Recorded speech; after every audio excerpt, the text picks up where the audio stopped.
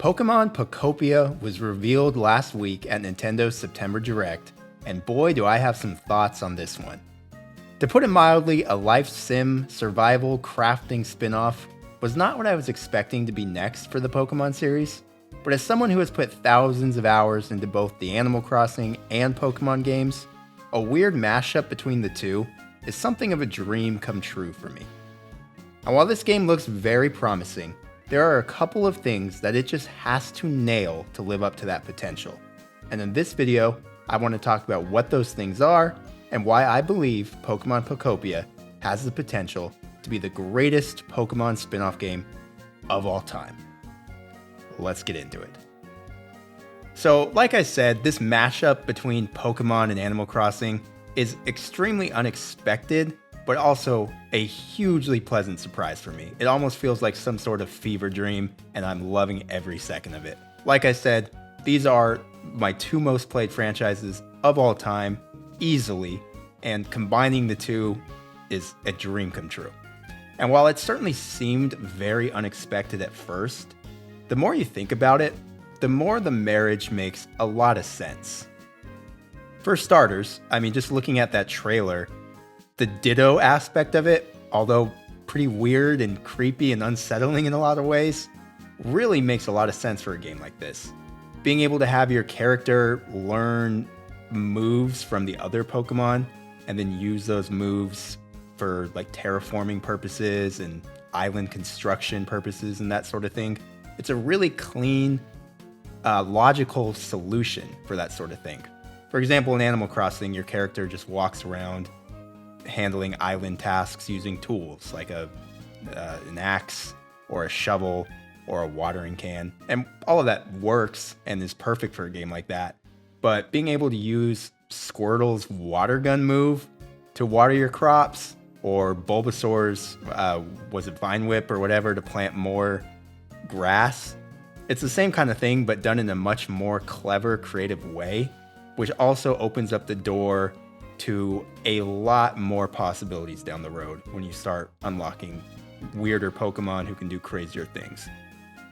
Like in the trailer, we see Hitmonchan getting his ability and punching grass down and terraforming your area in that regard.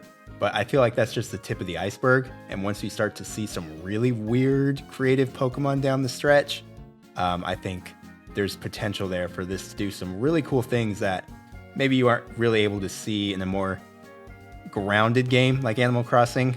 Of course, Animal Crossing is not very grounded at all, but compared to the crazy world of Pokemon, I think that there's just a huge wealth of possibilities that a game like this opens up, and I can't wait to explore that sort of thing. So the marriage between Pokemon and this genre makes a lot of sense in that regard. But the Animal Crossing similarities also makes a lot of sense when you start to look at the rosters that both worlds have. A big appeal of Animal Crossing is all of the adorable villagers that you get to watch move into your island, and you start to form attachments with them and become really attached to those weirdos. And for me, I was always drawn to the weirder ones, right? Like I remember Ribot, the weird robotic frog guy. I love that dude. I never wanted him to leave my island. So that was always a big appeal to Animal Crossing. And then when you bring that sort of thing to that genre to a world like Pokemon, the door opens up even wider. If I'm singing praises for the Animal Crossing weirdos, think of all of the weird ass Pokemon that we have, and being able to bring them into your Pokopia and interact with them and learn their moves. Again, I don't want to sound like a broken record, but the possibilities are limitless here. And I think that really brings me to the first thing that I really, really want this game to have, and that is a huge staple of Pokemon. We're up to, 1,000 Pokemon now, and it's obviously unrealistic to expect all of those Pokemon to appear in a game like this, but I really do think that Pokopia needs to have a huge roster of Pokemon that you can meet and bring onto your island or your world and have them be a part of your Pokemon paradise. I was a little nervous at first watching the trailer when we just saw Bulbasaur and Squirtle and Charmander. My big concern was that maybe we're only getting the Gen 1 Pokemon here. But as the trailer went along, you started to see more Pokemon from future generations. So that gave me a lot of hope that they are going to be pulling from all 9 generations, hopefully. And I think that's key to this game's success. Maybe we even get expansions down the road that add more Pokemon from future generations, from future games.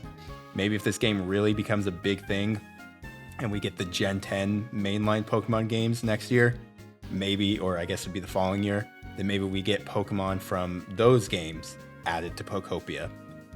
If this game becomes a big success, like I believe it has the potential to be, then I really think that we might see things like that. And I think that's huge for this game reaching its potential.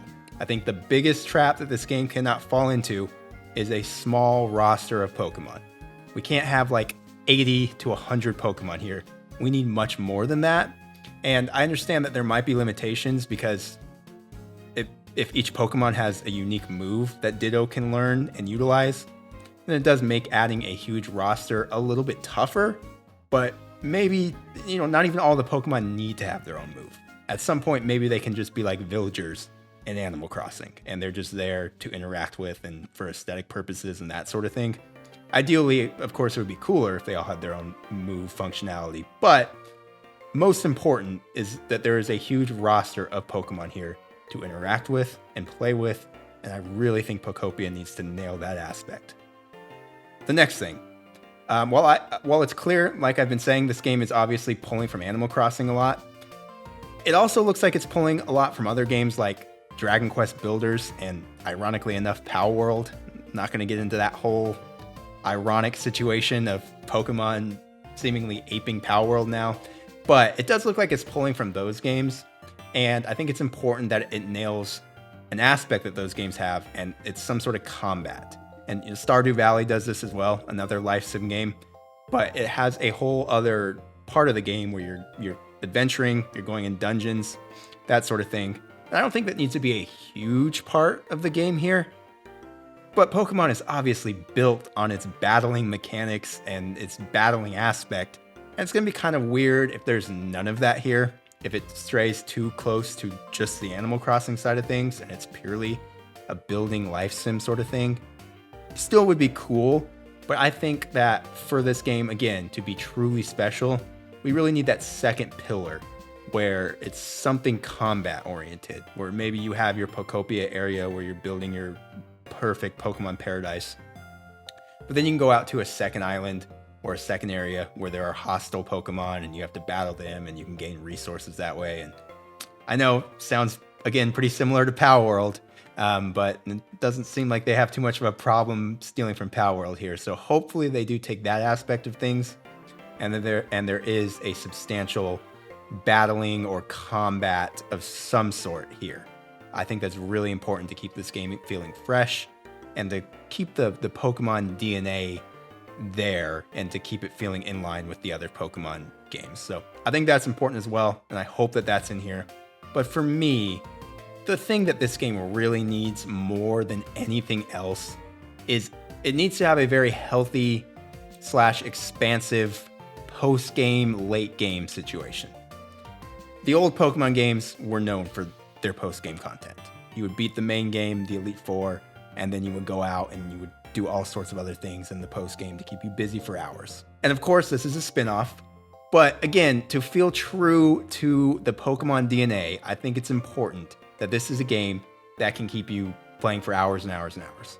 And especially because this genre already is known for that, I think a Pokemon take on this genre really has to nail that aspect of things. This can't be a short campaign game where you go through the lessons of building your Pokopia and then the content dries up pretty quickly. This has to be a game that you can keep coming back to for years, and I think it's essential that Pokopia nails that.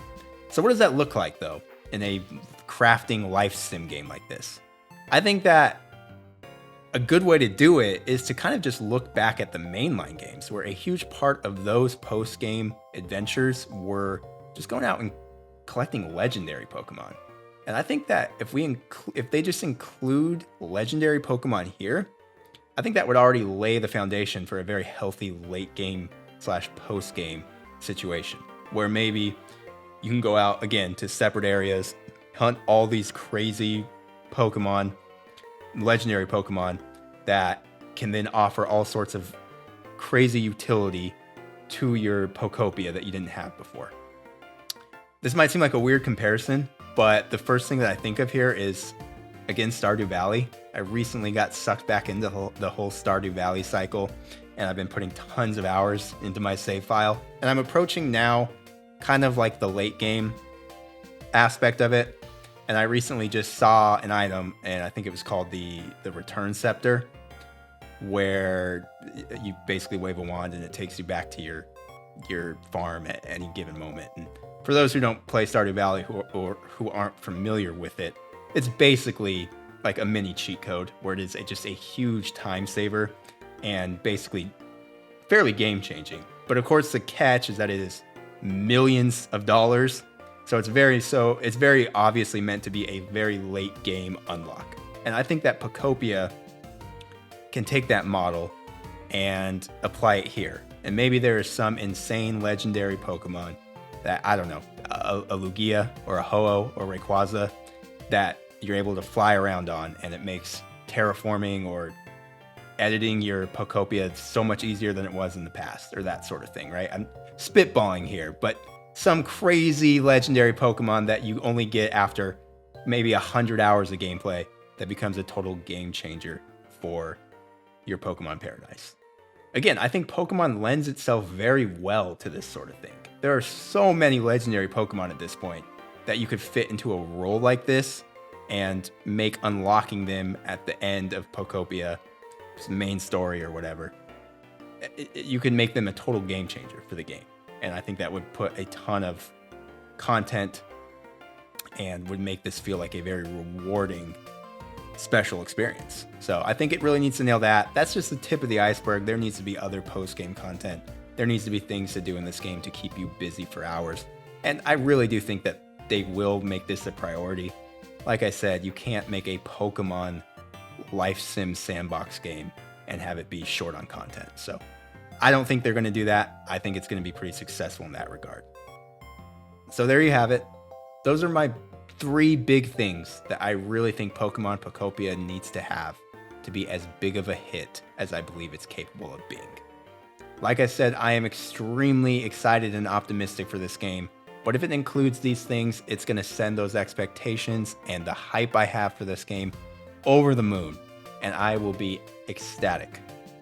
Let me know your thoughts in the comments below, though. Are you as excited for this game as I am? What's on your Pokemon Pokopia wishlist? And as always, thanks for watching.